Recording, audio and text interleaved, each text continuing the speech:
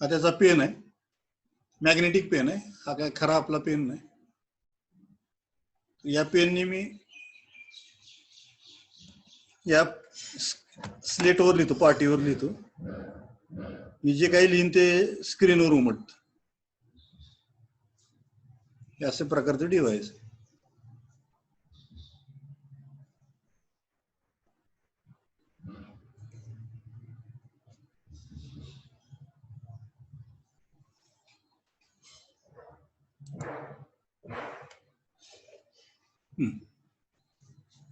दिसतंय तुम्हाला?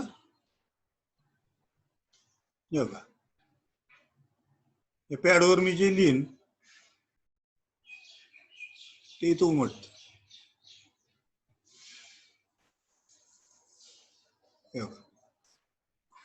जे काही लिहिन ह्याच्यावर काही उमटत नाही. हे नुसती ब्लॅक स्लेट आहे, ह्याच्यावर काहीच उमटत नाही. हे मॅग्नेटिक आहे स्लेट. परंतु ह्याच्यावर जे लिहिलेलं आहे मी ते तुमच्या स्क्रीनवर दिसतं, स्लेटवर काहीच दिसत नाही. अशा प्रकारचा मॅग्नेटिक इलेक्ट्रॉनिक स्लेट आहे, ई पॅड म्हणतात त्याला. याच्या साहाय्याने मी तुम्हाला शिकवतोय सध्या. ठीक आहे. काल आपण बघितलं, काय बघितलं आपण? PIV of a half wave rectifier. Half wave रेक्टिफायरचा PIV काढला आपण. PIV याचा अर्थ पीक इनव्हर्स व्होल्टेज म्हणजेच PIV. इनव्हर्सचा अर्थ रिव्हर्स व्होल्टेज. इनव्हर्सचा अर्थ काय? Reverse voltage. रिव्हर्स म्हणजे रिव्हर्स बायस्ड. फॉरवर्ड बायस आणि रिव्हर्स बायस आपल्याला माहिती. तर आपण रिव्हर्स बायसचं मॅक्झिमम व्होल्टेज जे आहे त्याला आपण PIV म्हणतो, PIV of a half wave rectifier. तर पहिला आपण बघितला हाफ वेव्ह रेक्टिफायर मध्ये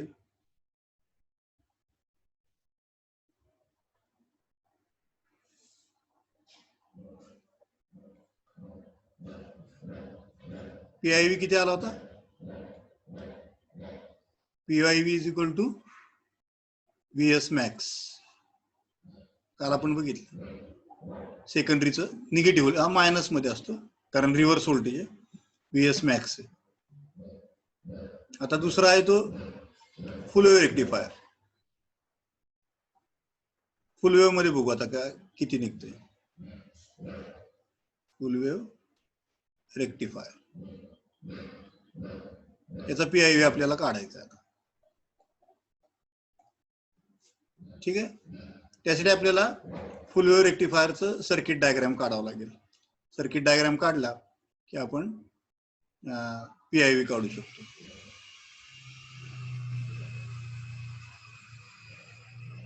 त्यासाठी मी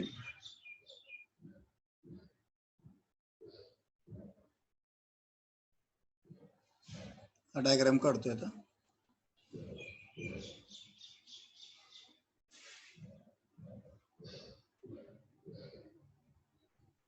त्याच्यामध्ये ड्रॉइंग टूल्स पण खूप आहेत छान. त्याच्यामुळे मी फ्री हँड ड्रॉइंग काढू शकतो किंवा अशा मला सरळ रेषा पाहिजे असतील तर सरळ रेषा काढू शकतो. याच्यात ई लर्निंग टूल्स खूप मस्त आहेत. त्याच्यामध्ये कलर्ड मध्ये काढू शकतो पाहिजे त्या कलर मध्ये. ही प्रायमरी वाइंडिंग आहे आपली. जसं मी बोर्डवर काढतो त्याप्रमाणे तिथे पण काढतो. ही AC किती 230 व्होल्ट, AC 50 हर्ट्ज फ्रिक्वेन्सी. त्यानंतर हा आहे तो ट्रान्सफॉर्मर आहे. इथं काय आहे तर मध्ये कोर येते त्याची, ट्रान्सफॉर्मरची कोर. करेक्ट. आणि दुसऱ्या बाजूला काय आहे तर सेकंडरी येते. आता फुल वेव्ह रेक्टिफायर मध्ये दोन प्रकार आहेत आपण बघितले. कुठले कुठले? सेंटर टॅप फुल वेव्ह रेक्टिफायर आणि ब्रिज रेक्टिफायर. ब्रिज रेक्टिफायर पण फुल वेव्ह रेक्टिफायरचाच प्रकार आहे, फक्त तिथं सेंटर टॅप ट्रान्सफॉर्मर वापरत नाही, एवढंच.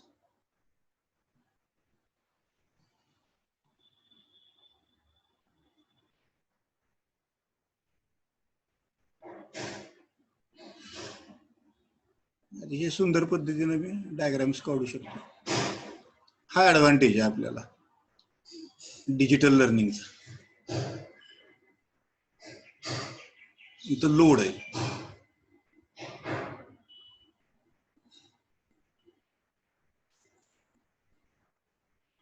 या ठिकाणी RL आहे आणि ते RL ग्राउंडला जाते.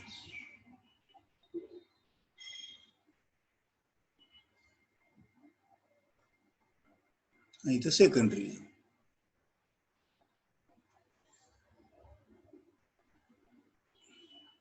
हा सेकंडरीचा सेंटर टॅप आहे, मधला पॉइंट.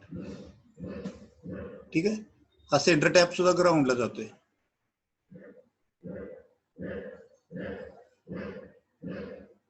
सॉरी,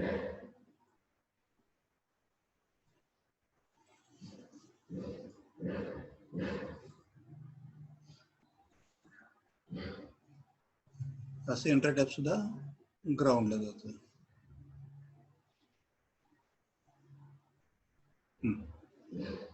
ठीक आहे, हा आहे तो डायोड D1 आहे.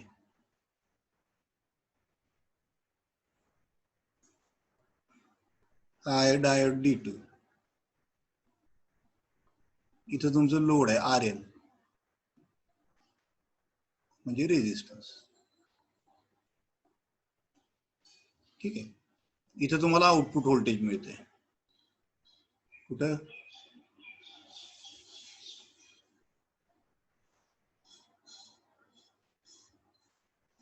इथं तुम्हाला आउटपुट व्होल्टेज मिळते.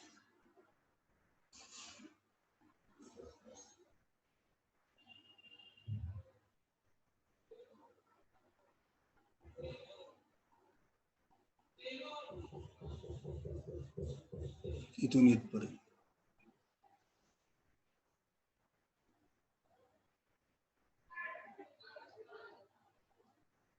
वरची बाजू पॉझिटिव्ह असणार आहे आणि खालची बाजू निगेटिव्ह असणार आहे. Correct? So this is the circuit diagram for full wave rectifier with centre tap. ह्याला सेंटर टॅप म्हणतात. हा जो आहे तो centre tap. Centre tap ground केला याचा अर्थ 0 व्होल्टला. सेंटर टॅप ग्राउंड केला याचा अर्थ तो 0 व्होल्टला. आता आपण ज्यावेळेस वेव्ह फॉर्म बघतो, वेव्ह फॉर्म्स काढतो याचे,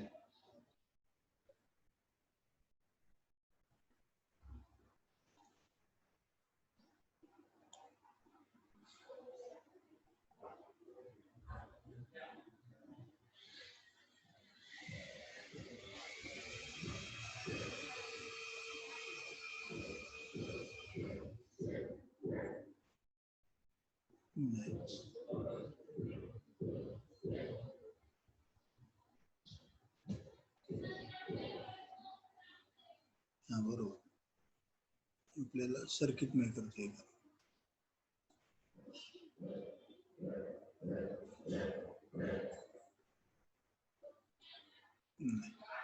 ठीक आहे. इथं वेव्ह फॉर्म्स मी काढतो.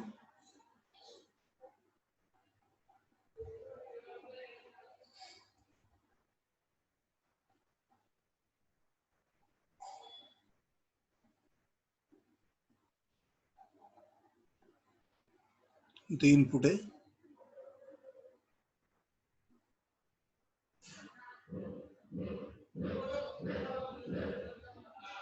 सेकंडरी, आणि इथे आउटपुट आहे.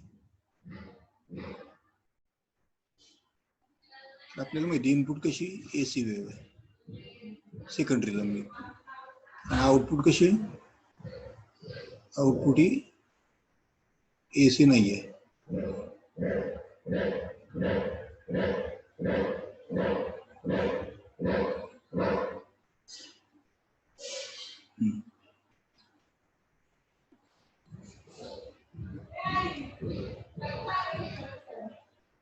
अशी वेव्ह मिळते. याचा अर्थ पॉझिटिव्ह हाफ सायकलला डायोड D1 कंडक्ट होतो आणि निगेटिव्ह हाफ सायकलला डायोड D2 कंडक्ट होतो. हे आपल्याला माहितीच आहे. ठीक आहे.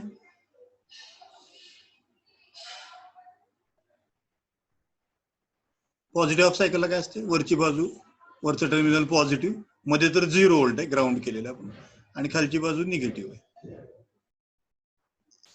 D1 च P आणि N साइड, D2 ची P आणि N साइड.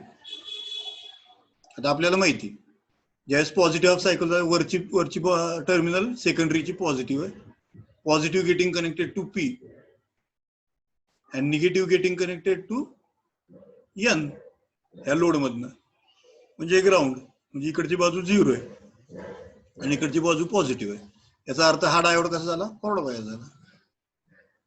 इथं बघा काय आहे, इथं P getting connected to negative, इथं निगेटिव्ह आहे, P निगेटिव्हला कनेक्टेड आहे आणि N 0 ला आहे.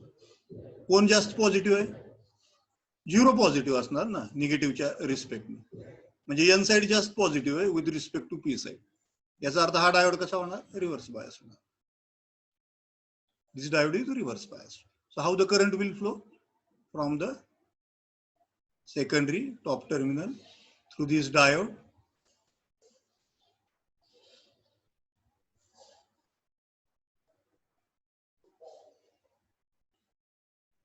इकडे जाऊ शकतो का करंट, नाही, हा डायोड ऑफ आहे त्याच्यामुळे करंट या डायोड कडे जाऊ शकत नाही, करंटला इकडूनच जावं लागतं कंपल्सरी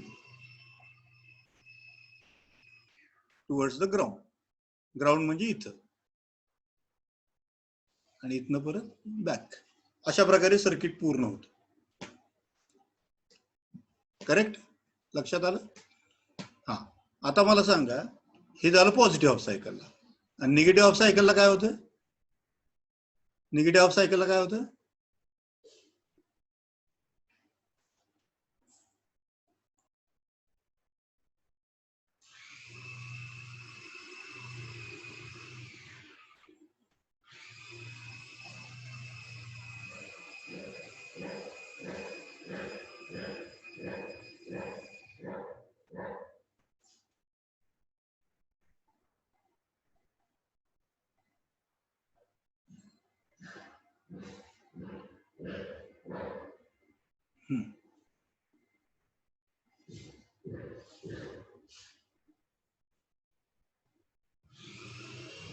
निगेटिव्ह हाफ सायकलला काय होतं, वरची बाजू निगेटिव्ह होती आणि खालची बाजू पॉझिटिव्ह होती विथ रिस्पेक्ट टू ग्राउंड, ग्राउंडच्या रिस्पेक्टने बोलतो.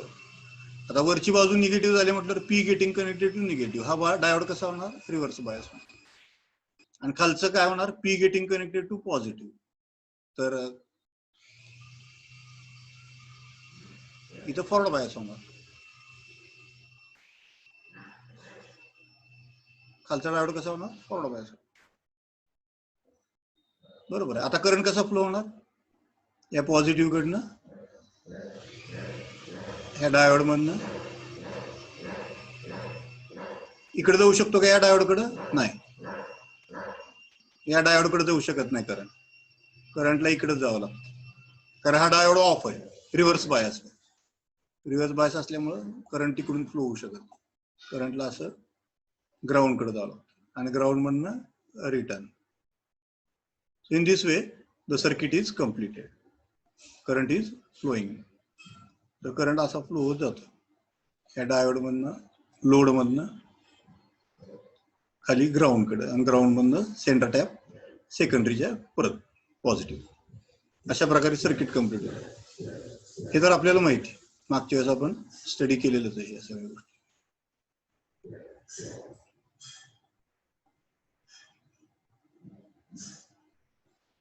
आता मला सांगा,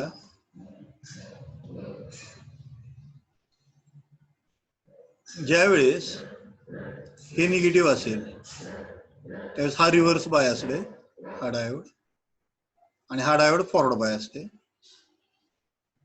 ह्या डायोडच्या अक्रॉस किती व्होल्टेज तयार होईल, फॉरवर्ड बायस असल्यामुळे आपल्याला माहिती, फॉरवर्ड बायस कंडिशन मध्ये डायोडच्या अक्रॉस ड्रॉप 0.6 व्होल्ट, सिलिकॉन असेल तर ट्रान्झिस्टर, सॉरी डायोड, करेक्ट. तर जवळजवळ जी आपण जर दिस इज नियरली इक्विव्हॅलंट टू 0 जर धरलं तर डायोडच्या अक्रॉस काहीच व्होल्टेज ड्रॉप तयार होत नाही. सगळं इकडचं सेकंडरी व्होल्टेज जे आहे हे पॉझिटिव्ह व्होल्टेज हे इथं अपिअर होतं, या ठिकाणी अपिअर होतं. त्या डायोड मधनं पास होतं, कारण डायोडचा रेजिस्टन्स 0 धरला आपण सध्या आयडियली. तर हे सगळं पॉझिटिव्ह व्होल्टेज इथं अपिअर होतं. याचा अर्थ या एन साईडला हे सगळं म्हणजे इकडची बाजू काय झाली -VS1 आणि इकडची बाजू काय झाली +VS1. -VS1 समजा आपण -10 व्होल्ट धरली आणि इकडची VS1 +10 व्होल्ट धरली. आता मला सांगा किती रिव्हर्स व्होल्टेज याच्या अक्रॉस येईल, किती रिव्हर्स व्होल्टेज येईल तयार? -10 -+10 डिफरन्स ना, व्होल्टेज डिफरन्स पी आणि एन मधला किती झाला -20 व्होल्ट. याचा अर्थच twice VS max.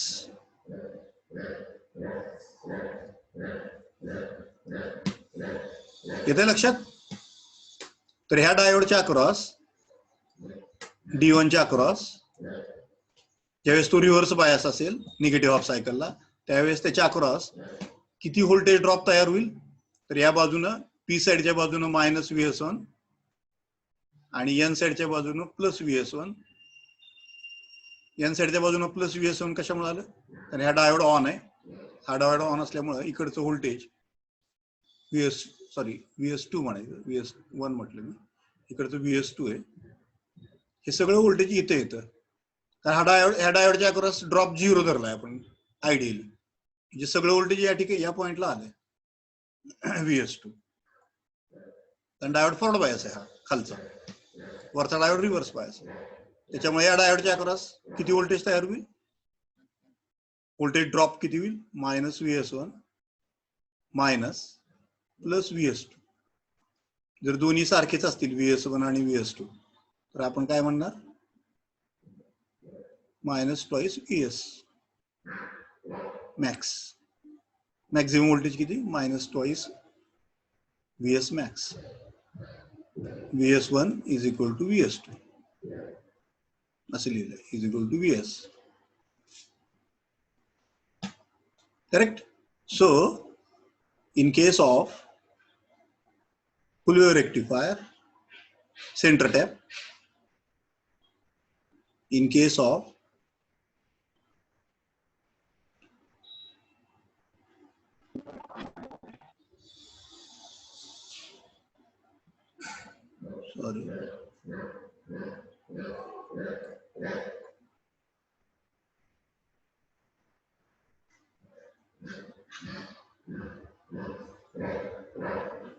full wave rectifier, PIV is twice VS max. Correct? And in case of half wave rectifier,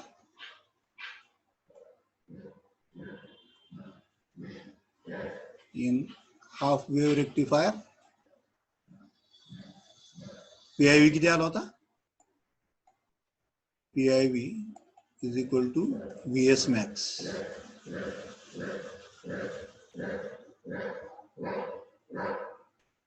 आणि फुल वेव्ह सेंटर टॅपच्या बाबतीत ट्वाइस VS max. याचा अर्थ PIV of centre tap diode or center type rectifier is double that of the PIV of half wave rectifier.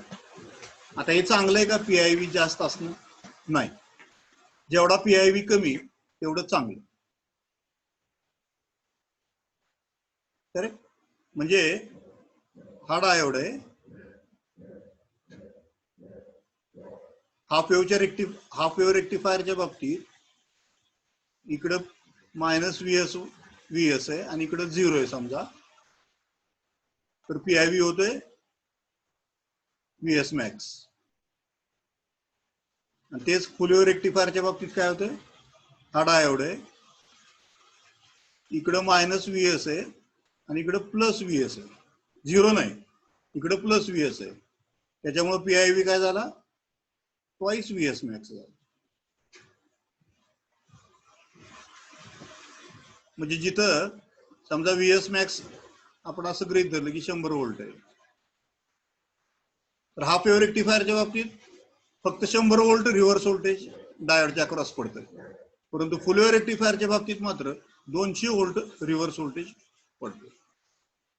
याचा अर्थ जास्त voltage drop होतं half फुल wave रेक्टिफायरच्या बाबतीत.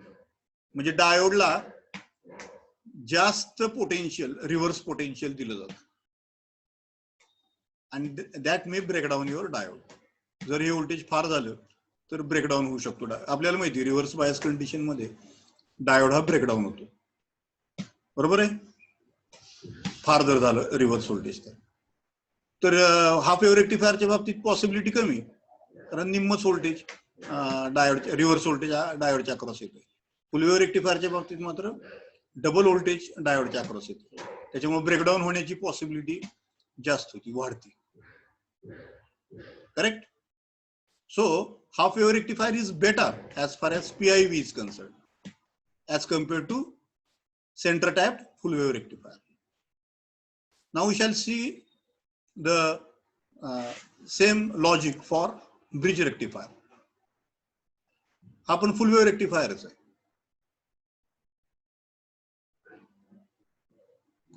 Bridge rectifier. Bridge rectifier is also a full wave rectifier. It is also a full wave rectifier, but without center tap. Without center tap transformer. Without center tap transformer. इथं centre tap वापरला जात नाही. Circuit diagram आपल्याला माहितीच आहे, तरी सुद्धा एकदा काढतो, कारण आपल्याला पीआयव्ही काढायचं आहे. त्यासाठी आपल्याला सर्किट डायग्राम दाखवणं गरजेचं आहे.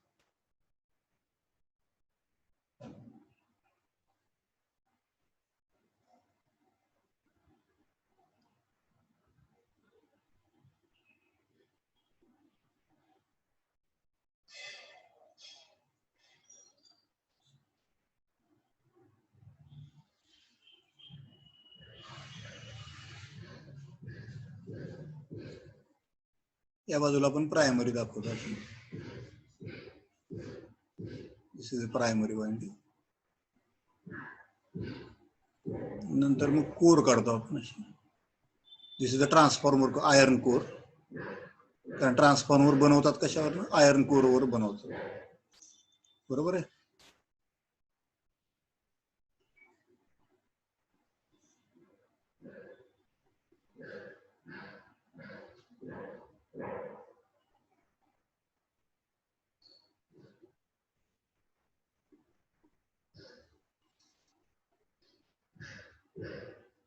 ही सेकंडरी झाली. पण ही सेकंडरी कसली?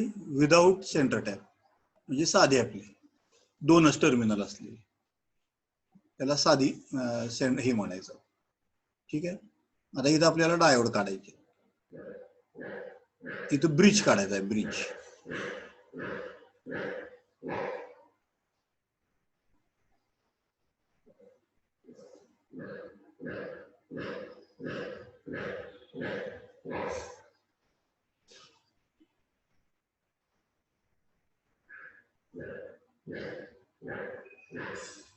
चार डायोड काढायचे आपल्याला. मी हाताने काढतोय, त्याच्यामुळे थोडस हाच डायग्राम मी सर्किट मेकर मध्ये सुद्धा काढू शकतो. सर्किट मेकर मध्ये सोपं जातं डायग्राम काढायला.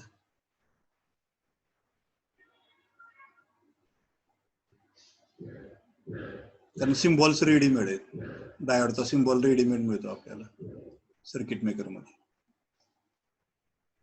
इथं मला हाताने असे आडव्या लाईन्स वगैरे सगळं डायोडचं हे काढावं लागतं.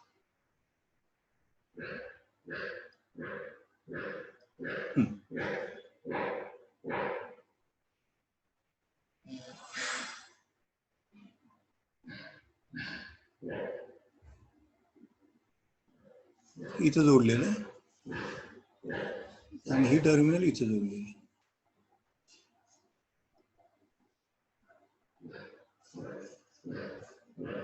टर्मिनल इथं जोडलेली.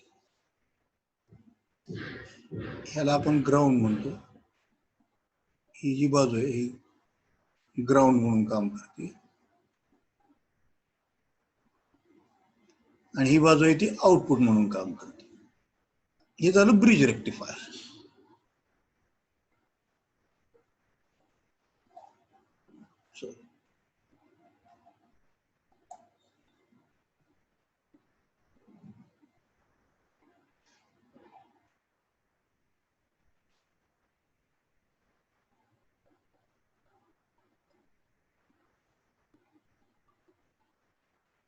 हे ग्राउंड झालं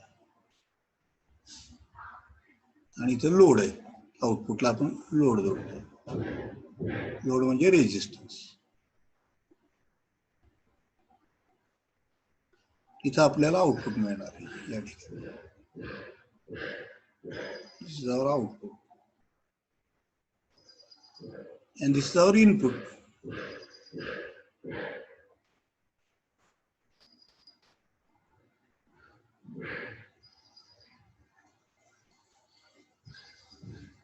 Okay.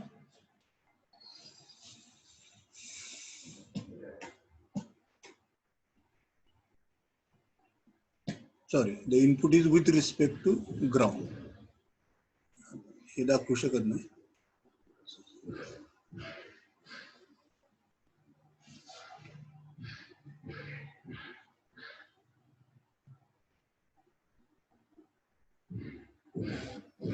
This input is with respect to ground. हे ग्राउंडच्या रिस्पेक्टने आपण इनपुट म्हटलेलं आहे याला VS. So this is the diagram for your bridge rectifier. इथं है D1 आहे, हा D2 आहे, हा D3, हा D4. आता ड्युरिंग पॉझिटिव्ह हाफ सायकल काय होणार? वरची बाजू पॉझिटिव्ह असणार सेकंडरीची आणि खालची बाजू निगेटिव्ह असणार विथ रिस्पेक्ट टू ग्राउंड. हे ग्राउंड म्हणजे 0 व्होल्ट धरतो आपण. ग्राउंडला आपण 0 व्होल्ट मानतो. Correct? So this is 0 volt. So lower terminal is negative with respect to 0 volt and upper terminal is positive with respect to 0 volt. आता कुठले डायोड फॉरवर्ड बायस होणार आणि कुठले डायोड रिव्हर्स बायस होणार सांगा. हे पॉझिटिव्ह इथं आलेलं आहे या पॉइंटला आणि हे निगेटिव्ह इथं आलेलं आहे. तर काय दिसतंय आपल्याला? हे पॉझिटिव्ह याच्या P ला कनेक्ट झालेलं आहे आणि याच्या N ला कनेक्ट झालेलं आहे. ज्याच्या P ला कनेक्ट झालंय तो डायोड फॉरवर्ड बायस होणार म्हणजे D3 फॉरवर्ड बायस होणार. करेक्ट? आणि निगेटिव्ह टर्मिनल ज्याच्या N ला कनेक्ट झाली तो फॉरवर्ड बायस होणार. इथं हा N आहे आणि हा P आहे, तर हा फॉरवर्ड बायस होणार. आणि हे P getting connected to negative म्हणजे हा रिव्हर्स बायस होणार. डायोड D2 हा रिव्हर्स बायस होणार, डायोड D1 पण रिव्हर्स बायस होणार कारण N ला पॉझिटिव्ह कनेक्टेड. त्याच्यामुळे हे दोन्ही डायोड कसे असणार आहे? ऑफ असणार आहे. They will not conduct. कोणते डायोड कंडक्ट होणार आता? D3 अँड D4 हे कॉम्बिनेशन कंडक्ट होणार. आता करंट कसा फ्लो होईल? ह्या पॉझिटिव्ह मधनं जाईल, जो डायोड फॉरवर्ड बायस आहे त्याच्यामधनं पास होणार करंट. जो डायोड रिव्हर्स बायस आहे तो ऑफ आहे, त्याच्यामधनं करंट पास होणार नाही आणि लोड मधनं असा करंट ग्राउंड कडे जाईल. ठीक आहे? आणि ग्राउंड मधनं ह्या ग्राउंड मधनं तो एंटर होईल. कुठला डायोड फॉरवर्ड बायस आहे? हा. ह्याच्यामधनं पास होऊन इकडे जाऊ शकत नाही, हा रिव्हर्स बायस आहे, तो निगेटिव्ह कडे कंप्लीट होणार. अशा प्रकारे सर्किट पाथ पूर्ण होणार. येते लक्षात? निगेटिव्ह सायकलला काय होणार? खालची बाजू निगेटिव्ह असणार आहे, सॉरी खालची बाजू पॉझिटिव्ह असणार आहे आणि वरची बाजू निगेटिव्ह असणार आहे. वरची बाजू निगेटिव्ह असणार आहे.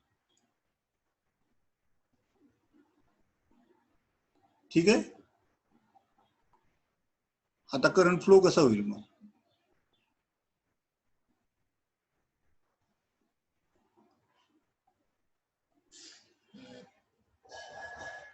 करंट फ्लो कसा होईल?